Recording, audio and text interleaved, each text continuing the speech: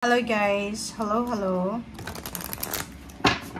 Taurus, tingnan natin kung anong messages, vibration, gabay energy para sa lahat. Ito ay moon energy for 2025.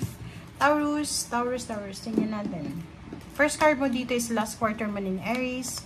Work through your feelings. Bakit ganun, Taurus? Imagination. Dito muna tayo sa first card mo. Dito sinasabi na siguro hindi mo masyadong na-manage yung emotion mo. Like for example, hindi mo na i-express yung talagang nararamdaman mo. Kung halimbawa siguro for almost 2 decades na, 3 decades na kahit galit ka, nakangiti ka pa rin, parang hindi mo masyadong ma-express. But this year, sinasabi na work through your feelings. So kung galit ka, express it, galit ka. Pag masaya ka, masaya ka. Pag nahinis ka. Huwag mong sikilin yung nararamdaman mo. Okay? Next is imagination, envision a new reality. Okay? So dito sinasabi sa'yo, since it's last quarter na, sinasabi sa'yo dito, Taurus, na bigyan mo yung sarili mo ng pagkakataon para magkaroon ng new dreams and goals, and magtiwala ka na unlimited ang possibilities. Okay? Magtiwala ka na limitless. Magtiwala ka na enormous, huge yung blessings. Parang ganun. Okay?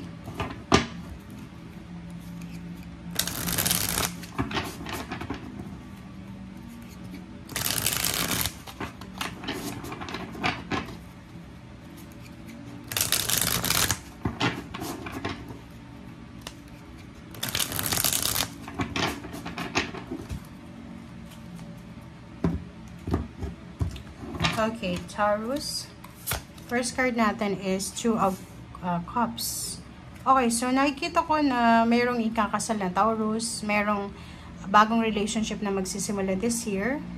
Mamamanage mo yung intimate relationship mo dito. Mayroong Taurus na kailangan mag-ipon this year ng pera kasi parang may engagement na nangyari, and then kailangan ng i-push through yung kasal. Isang kasal. So, nakikita ko na pwedeng may kasal na mangyayari. Merong manganganak. Merong recognition, awards, rewards ng family, like the kids. Merong promotion sa couple, salary increase. May bagong bahay, bagong lugar, bagong journey, may travel, parang ganun. Yung iba sa inyo, may greed dito. So, nakikita ko plus may hermit. May mga selfish ideas ka siguro. Hindi naman masama yun kasi lahat ng tao selfish talaga. Pero dito sinasabi, may mga selfish ideas ka na posibleng kailangan mo ng pag-isipan.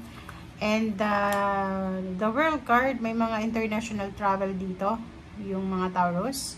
Mayroon kang pwedeng inaasikasong wedding celebration na posibleng matapos na.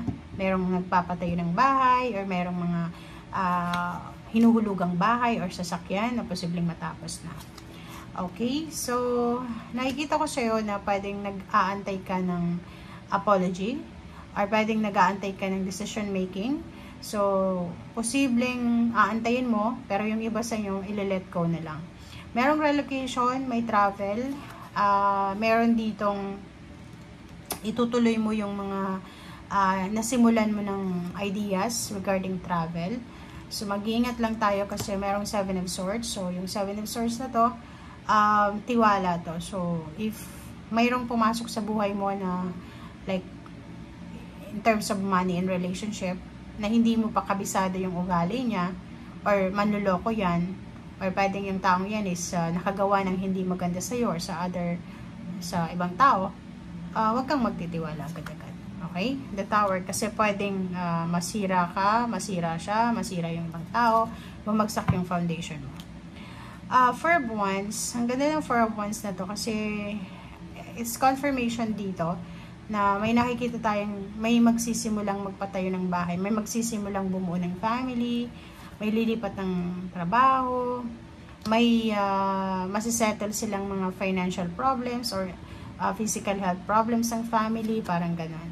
So, Knight of Swords, nakikita ko yung mga good news dito. Information, good news, good omen, good luck, good fortune, parang ganon. So, yung balitang ito na matatanggap mo ay posibleng magdala to sa'yo and the rest ng family mo ng happiness. Like, halimbawa, may mga binibenta kayong mga ari-arian. So, this year, pwedeng marami nang bibili niyan. Or pwedeng yung iba sa inyo, nag-aantay kayo ng inheritance or maraming pera, parang ganun. So, darating siya. Okay? So, darating itong 7 of Pentacles na to. And emotionally, nakikita ko na sobrang happy ka by the end of the year, second half. Good news, communication, letters, call, chat, lahat ata ng kwento nandito na. And nakikita ko sir dito na hindi ka masyadong focus dito sa good news na parating na to. Parang, for example, sa end of the year or second half, may mga balita kang matatanggap like mga offer, good news, parang ganun. And hindi ka masyadong interesado. Parang nakikita ko sir dito na ayaw mo nang magtiwala. Okay? So, 5 of Wands. So, be careful. Kasi sa end of the year, pwede kang makatagpo ng mga taong maiinit ang ulo, sensitive. Yung mabilis magalit, mabilis tumas yung pride, yung lalo sa loob ng trabaho. So, if nasa ibang bansa ka or nasa Pilipinas lang, be careful. Lalo na yung mga empleyado dyan. Pwedeng makaaway nyo yung boss nyo, yung team leader nyo, or kung sino man. Okay? Okay. Nakikita ko sure dito na posibleng may matatanggap kang pera from someone or pwedeng ikaw to na may nag-aantay sa'yo na bigyan mo siya ng pera. Contract signing, good karma, karmic justice, parang ganun. So, nakikita natin yung mga paperworks dito. So, either merong Taurus na kailangan pumiraman ng kontrata, mag-aayos ng mga government papers. May mga Taurus ditong naghihintay ng parang visa, yun nga, contract signing.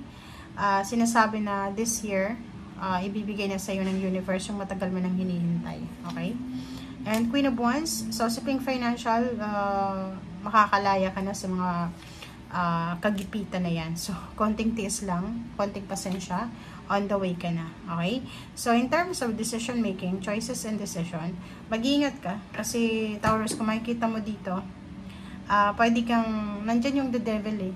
Nandyan yung the devil, nandyan pa yung 7 of swords, na parang yung pagdidesisyon mo ay pwedeng may mga impluensya na hindi makatulong sa tamang decision making. So, yun.